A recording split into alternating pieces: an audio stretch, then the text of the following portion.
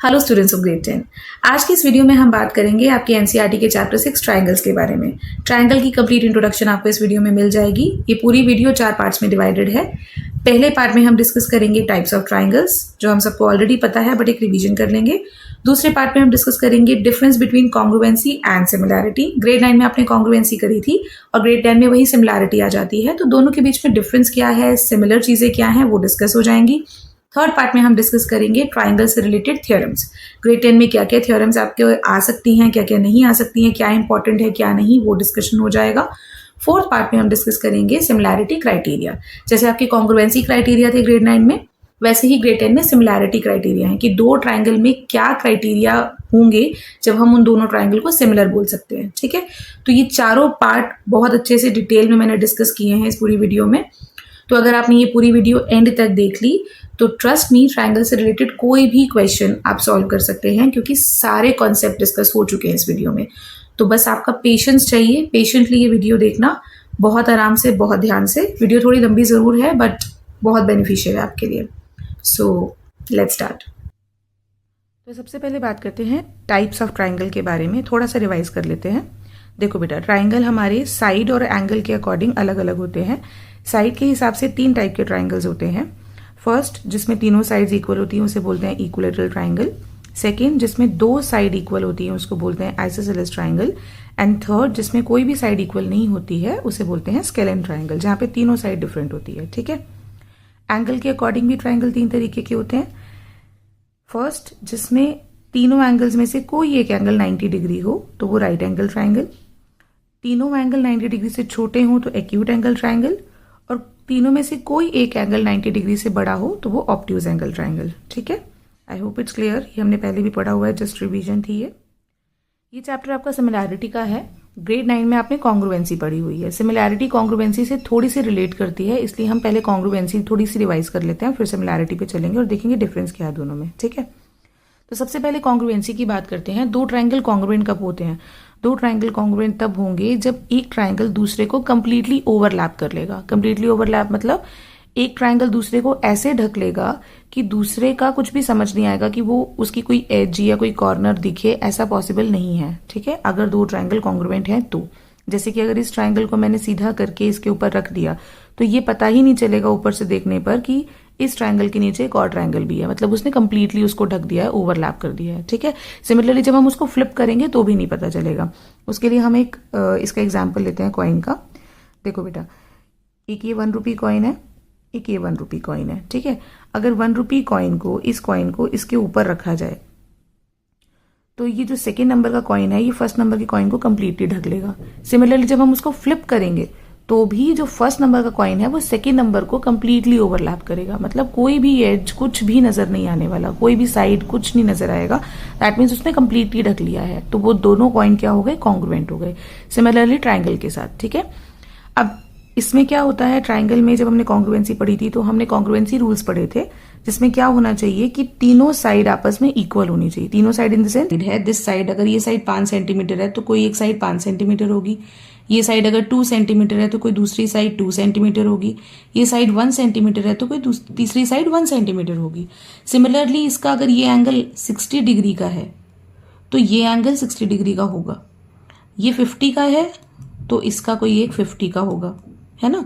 और अगर ये 70 का है तो थर्ड वाला 70 का होगा। मतलब सारी साइड्स और सारे एंगल्स आपस में इक्वल होंगे, तब जाके फिगर्स कॉन्ग्रुएंट होती हैं। ठीक, हम किसी दूसरी फिगर पे भी देख सकते हैं, जैसे कि ये दोनों स्क्वायर्स हैं। स्क्वायर 2 स्क्वायर 1 को कंप्लीटली ओवरलैप कर लेगा, कुछ भी स्क्वायर 1 की एज या कॉर्नर नजर नहीं आएगा। ठीक है, अब बात करते हैं अगर हम सिमिलैरिटी की, तो सिमिलैरिटी में क्या होता है बेटा? देखो, सिमिलैरिटी में क्या होगा, अभी जैसे ये 2 ट्राइंगल्स हैं, ये दोनों ट्राइंगल्स आपस में सिमिलर हैं, कॉन्ग्रुएंट नहीं है। कॉन्ग्रुएंट क्यों नहीं है? क्योंकि जब ये वाला triangle, blue triangle orange triangle को ओवरलैप करने जाएगा तो यहां से ये इतना ही आएगा, आई थिंक, है ना। ये इस पे रख देंगे तो ये इतना ही रखा जाएगा, राइट। यहाँ पे A, यहाँ पे C और यहाँ पे B, बट उसकी ये वाला जो एरिया है वो बच जाएगा, मतलब वो दिखेगा, है ना। दैट मीन्स इसने उसको कंप्लीटली ओवरलैप नहीं किया है।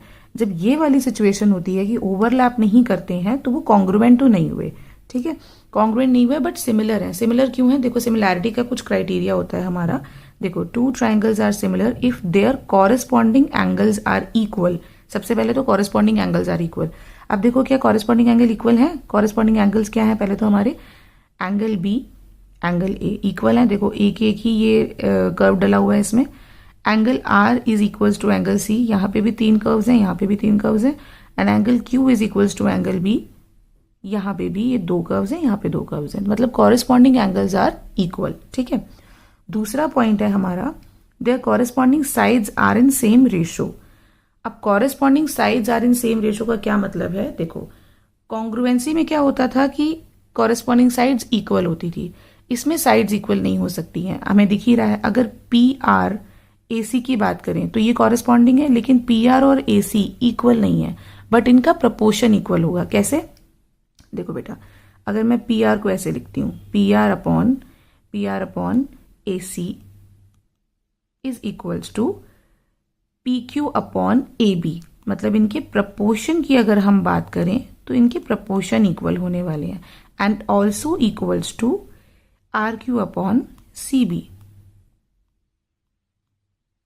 ठीक है, तो इनके प्रपोर्शंस इक्वल होंगे। सिमिलैरिटी में क्या होता है, एक तो कॉरेस्पॉन्डिंग एंगल्स इक्वल होते हैं, दूसरा साइड के प्रपोर्शन इक्वल होते हैं। जो कॉरेस्पॉन्डिंग साइड्स हैं उनके प्रपोर्शन आपस में इक्वल होंगे। ठीक है, तो ये जब क्राइटेरिया हमें मिल जाए, एक तो प्रपोर्शन तीनों साइड्स के इक्वल हैं, दूसरा एंगल भी कॉरेस्पॉन्डिंग जो है वो इक्वल है, तो वो फिगर सिमिलर फिगर हो जाती है। ठीक है, अब आप इस फिगर को भी देखेंगे तो इसके भी सारे एंगल्स इक्वल होंगे।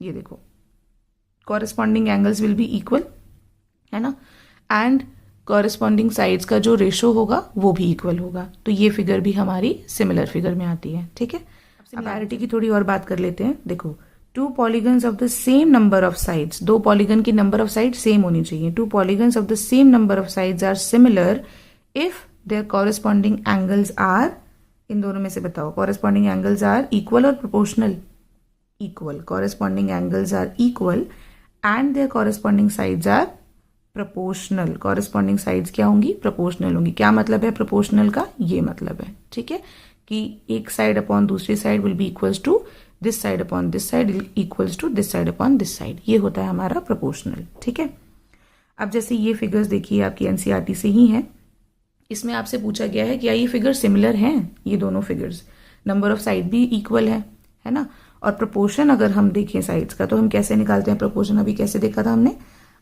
देखो DC अपॉन SR, ये हमारी प्रोपोर्शनल साइड्स हैं, कॉरेस्पॉन्डिंग साइड्स हैं, तो DC upon SR should be equals to CB upon RQ, है ना, that should be equals to AB upon PQ and that should be equals to DA upon PS, DA upon PS। ठीक है, अब अगर मैं इसकी वैल्यू डालूं तो DC इज 3 और SR is 1.5।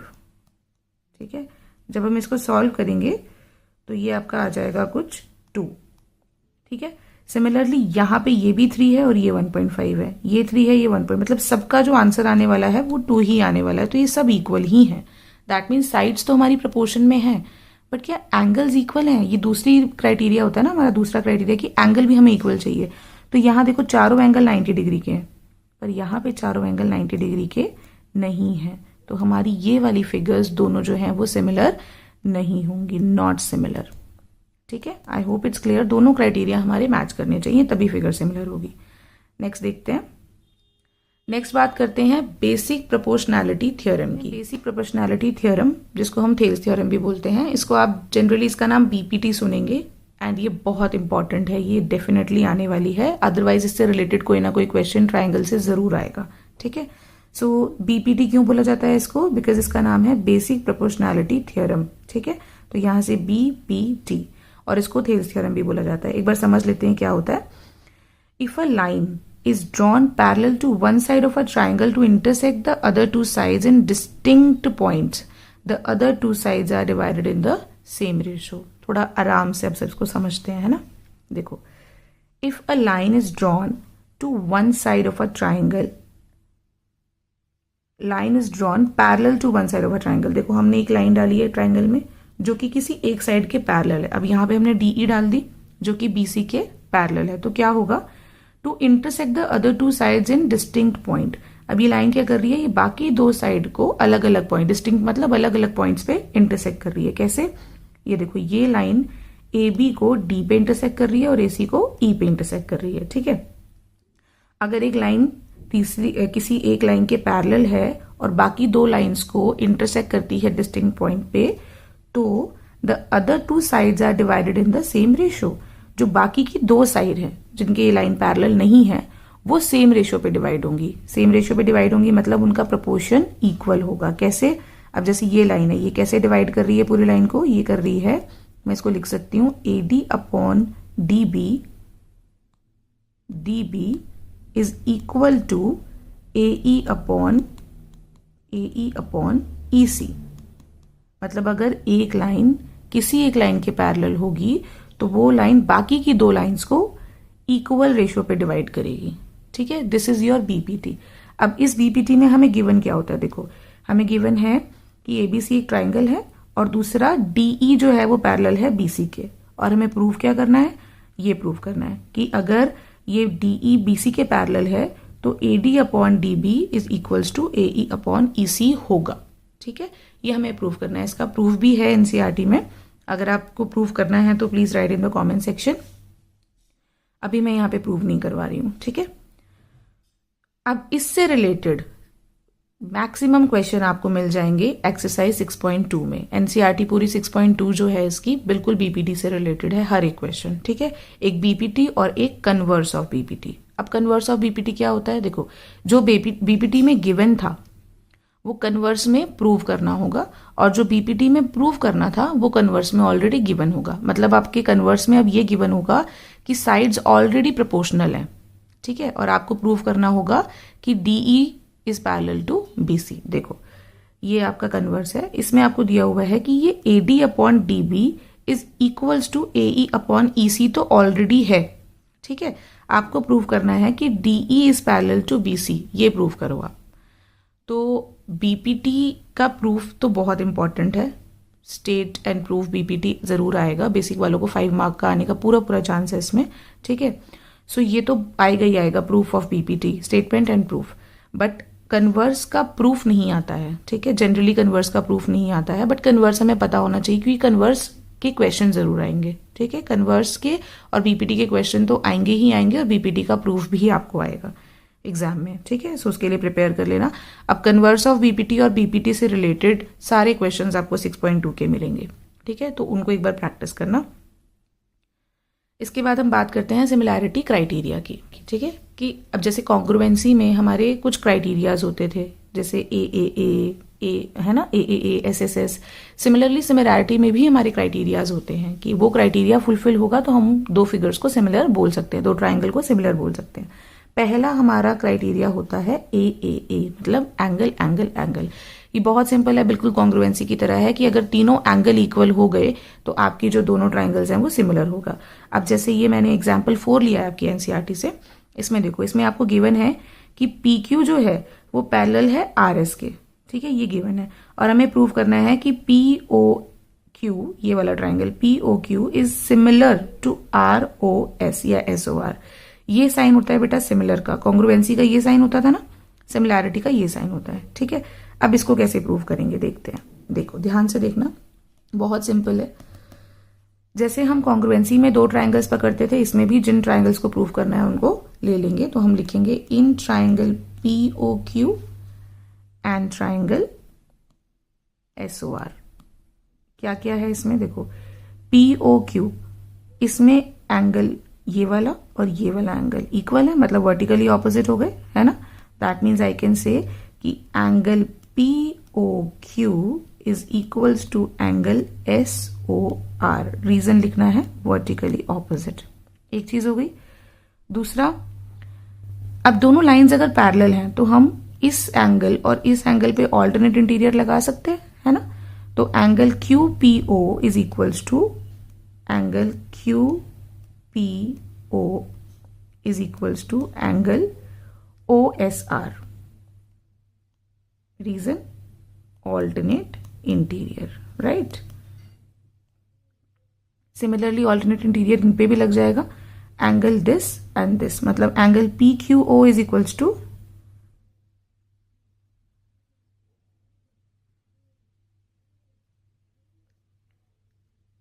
Angle P Q O is equals to angle S R O, है ना, एस आर ओ। सिमिलरली ये भी आपका ऑल्टरनेट इंटीरियर से हो गया। तीनों एंगल्स हमने बोल दिए, है ना। अब जब तीनों एंगल्स हमारे हो गए हैं तो हम बोल सकते हैं कि triangle P O Q is similar to triangle S O R by a similarity criteria. I hope it's clear. ये बिल्कुल कॉन्ग्रुएंसी जैसा है सिमिलैरिटी में, जो ए है ना, इसमें आप बिल्कुल कॉन्ग्रुएंसी जैसा ही काम करेंगे। अब जो दूसरा क्राइटेरिया आता है हमारा, वो आता है आपका एंगल। मतलब 3 एंगल तो इक्वल होते ही होते हैं, इसमें 2 एंगल का भी क्राइटेरिया होता है कि अगर आपने 2 एंगल भी इक्वल प्रूव कर दिए तो भी आपकी फिगर सिमिलर हो जाएगी। ठीक है, इसमें देखिए एग्जाम्पल 3 एक्सरसाइज 6.3 का मैंने क्वेश्चन नंबर 9 लिया है। इसको एक बार देखते हैं क्या क्वेश्चन है। In figure this A B C and A M P, 2 right triangles, right angle at B, मतलब ए बी सी जो है वो राइट एंगल है बी पे और ए एम पी जो है वो राइट एंगल है एम पे।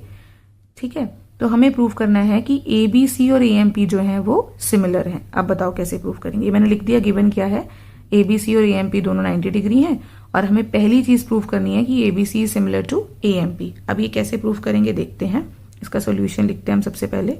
देखो, इसको प्रूव करने का क्या तरीका है। मैंने आपको बताया कि अगर 2 एंगल भी हम इसमें इक्वल कर दें तो हमारी ये जो चीजें हैं, दोनों ट्राइंगल जो है वो सिमिलर हो जाएंगे। ठीक है, अब एक एंगल तो इन्होंने खुद ही दे रखा है। देखो, ए बी सी में एंगल बी और ए एम पी में एंगल एम, दोनों 90 हैं। तो हम लिख देंगे, पहले तो ट्राइंगल लिखना मत भूलना, कौन सा ट्राइंगल ले रहे हैं आप। In triangle A B C and triangle A M P. ठीक है, इन 2 ट्राइंगल्स की बात हो रही है। पहली चीज हम बोल रहे हैं angle A B C is equals to angle A M P, reason being both are 90 degree. ठीक है, गिवन। दूसरी चीज हम क्या लेंगे, आप दोनों में देखिए। देखो, सबसे अच्छा तरीका बेटा इसका क्या है ना, अगर एग्जाम में कंफ्यूज नहीं होना, मैं तो यहां देख लेती हूँ। यहां देखो, A B C and A M P जिनको आप सिमिलर कर रहे हो, क्या इनमें कोई ऐसा वर्टेक्स आ रहा है जो सिमिलर है, सेम है। देखो, ए और ए दोनों में आ रहा है, एक बार उसको देख लो कैसा ए है। देखो, ए बी सी में भी यही वाला एंगल आ रहा है ना, और ए एम पी में भी यही वाला एंगल आ रहा है। तो आपको कहीं ज्यादा दिमाग नहीं लगाना, आप पहले अपने ट्राइंगल्स को यहीं से देख लो, जिन ट्राइंगल्स को आपने लिया हुआ है। क्या इसमें कुछ सिमिलैरिटी है, क्या कुछ कोई भी चीज सेम है। ए मुझे सेम लगा, मैंने ए को थोड़ा देख लिया फिगर में, तो वो दोनों में ही कॉमन आ रहा है, राइट।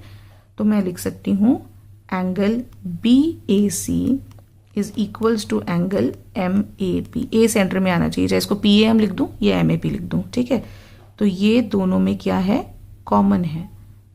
हो गए मेरे 2 angles equal. Now I can say कि triangle A B C is similar to triangle A M P by a similarity criteria. Fine. अब सेकेंड पार्ट पे चलते हैं। इसका सेकेंड पार्ट है C A upon P A is equals to B C upon M P. अब ये कैसे prove करेंगे, देखो, C A upon P A is equals to B C upon M P. तो सबसे पहले तो ना मैं उसको देख ही नहीं रही, मुझे ये पता है कि मैंने सिमिलर कर दिया। अब सिमिलैरिटी का प्रोपोर्शन याद करो कि साइड्स अगर ट्राइंगल सिमिलर हैं तो तीनों साइड्स आपस में इनका प्रोपोर्शन इक्वल होगा, है ना। तो हम लिख सकते हैं, मैं ऐसे लिख सकती हूँ A B upon A M. ध्यान से देखना मैं कैसे कर रही हूँ, A B upon A M. अगर आप ये चीज सीख जाते हो ना तो आपका ट्राइंगल का तो 80% काम खत्म हो जाएगा यहीं पे। ठीक है, A B upon A M is equals to B C upon M P should be equals to AC upon AP। ठीक है, अब जरा देखो क्या पूछा था इन्होंने बोला था CA अपॉन PA। अब देखो CA PA है कहीं पे, ये देखो CA upon PA is equals to BC upon MP, BC upon MP, है ना। तो हम यहीं से हमने इसको निकाल दिया। अब हम इसको कैसे लिखेंगे, जैसे इन्होंने बोला है वैसे ही लिखेंगे। CA upon PA is equals to BC upon MP by CPST। याद है कॉन्ग्रुएंसी में हम CPCT करते थे, congruent parts of congruent triangle. इसमें CPST करते हैं congruent parts of similar triangle. ठीक है, सिमिलर ट्राइंगल जब भी प्रूव हो जाए, एक तो आपकी रेशियोज इक्वल हो जाएंगी साइड्स की, दूसरा आपके एंगल भी इक्वल हो जाएंगे। मतलब angle A is equals to angle A हो जाना चाहिए, angle B is equals to angle M हो जाना चाहिए, और angle C is equals to angle P हो जाना चाहिए। तीनों एंगल्स आपस में इक्वल हो जाएंगे और तीनों साइड का प्रोपोर्शन इक्वल हो जाएगा। फाइन, तो इसको हम लिखेंगे बाय CPST। हमने इसको प्रूव कर दिया, सो हेंस प्रूव भी लिख देते हैं। ठीक है, अब आगे देखिए, थर्ड क्राइटेरिया होता है हमारा SAS, मतलब साइड एंगल साइड। अब बेटा यहाँ थोड़ा समझना है साइड एंगल साइड में। अगर मैं कॉन्ग्रुएंसी की बात करूँ, ठीक है, ध्यान से सुनना, अगर मैं कॉन्ग्रुएंसी की बात करूँ तो वहां पे भी होता था साइड एंगल साइड। अब जैसे कॉन्ग्रुएंसी के हिसाब से देखते हैं तो क्या होना चाहिए था, AB इक्वल्स टू DE। अभी मैं कॉन्ग्रुएंसी की बात कर रही हूँ, ठीक है, AB equals to DE, AC equals to DF। ठीक है, और इनके सेंटर का जो एंगल है, angle A is equals to angle D। अगर ये तीनों इक्वल हो जाते तो ये है मेरा SAS क्राइटेरिया, है ना, according to congruency, right. But in similarity चीजें थोड़ी सी डिफरेंट होती हैं, क्योंकि हमारी साइड्स तो इक्वल होती ही नहीं है ना। कॉन्ग्रुएंसी में तो हमने बोल दिया AC is equals to DE, but similarity में ऐसा नहीं होता। तो सिमिलैरिटी में हम साइड का यूज कैसे करेंगे? देखो, हमें पता है सिमिलैरिटी में प्रोपोर्शन इक्वल होता है ना, तो हमें ये पता है कि जब हम सिमिलैरिटी की बात करते हैं तो AB अपॉन DE, ध्यान से देखना, AB upon DE equals to AC upon DF। ठीक है, और एक एंगल कौन सा, वही इनके सेंटर वाला एंगल, मतलब angle A should be equals to angle D। जिन साइड्स को आपने प्रोपोर्शन में इक्वल किया है उन्हीं के सेंटर के एंगल लेने हैं। फाइन, इसको आपको ध्यान रखना है। अब देखो, ये आपका सिमिलैरिटी क्राइटेरिया SAS हो गया। कैसे हो गया, एक S का काम करता है ये, एक S का काम करता है ये, और एंगल का काम करता है ये। ठीक है, इसमें साइड्स इक्वल नहीं होती, साइड्स के प्रोपोर्शन इक्वल होते हैं। तो जिन भी साइड्स के प्रोपोर्शन आप इक्वल करेंगे उन्हीं के सेंटर के एंगल लेने हैं। ऐसा नहीं होना चाहिए कि आपको गिवन है कि AB upon DE is equals to AC upon DF, और तीसरी चीज गिवन है आपको कि angle B is equals to angle E है, और तब आप बोल दें कि ये सिमिलर है क्योंकि गिवन है। नो, अगर angle B is equals to angle E दिया है, दैट मीन्स आपको कुछ ऐसी अब चीजें करनी है जिससे आप एंगल A और एंगल D को इक्वल कर सकें। ठीक है, कुछ और गिवन होगा, कुछ और लगता होगा उसमें, वो देखना पड़ेगा। बट एंगल वही इक्वल होंगे जो इन साइड्स के, जिनको आपने प्रोपोर्शनेट किया है, उन साइड्स के सेंटर के एंगल ही इक्वल होंगे। Fine, so this is your SAS। इसके साथ ही एक फोर्थ क्राइटेरिया हमारा आ जाता है जो कि होता है SSS, मतलब साइड साइड साइड।